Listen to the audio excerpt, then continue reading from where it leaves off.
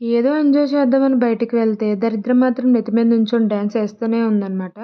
పైకి ఎంజాయ్ చేస్తున్నట్టే కనబడుతున్నాను గానీ, లోపల నన్ను నేనే తిట్టుకుంటున్నాను. ఇంతకీ మ్యాటర్ ఏంటంటారా? అక్కడికే వస్తున్నా. నేను మా అక్క వాళ్ళైతే కలిసి జూ పార్క్ వెళ్ళాము. ఎంటర్ అయిన 5 మినిట్స్‌కే నా చెప్పులు తెగిపోయినియి.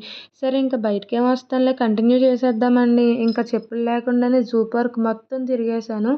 పోనీ అంతా తిరిగినా ఏమన్నా యూజ్ ఉందా అంటే, మేమెళ్ళిందేమో మిట్ట మధ్యాహ్నం 12 ఆ టైంకెళ్ళాము. ఆ టైంకి వెళ్ళడం వల్ల మెయిన్ యానిమల్స్ అన్నీ పడుకున్నాయన్నమాట ఫుల్లుగానే. ఏదో అక్కడక్కడ ఉన్నాయి యానిమల్స్ అయితే. మేము వెళ్ళిన రోజున స్పెషల్ ఏంటో తెలీదు గానీ, చాలా స్కూల్స్ నుంచి చాలామంది స్కూల్ పిల్లలైతే ఆ రోజు జూ పార్క్‌కైతే వచ్చారు. ఇంకా అటు ఇటు తిరిగేసి బయటికి వెళ్ళాలన్నా అదే డిస్టెన్స్, లోపలికి వెళ్ళాలన్నా అదే డిస్టెన్స్‌లో ఆగిపోయాననమాట. ఇంకేం చేస్తామని ఇంక తిరిగేసాను ఫుల్లుగా.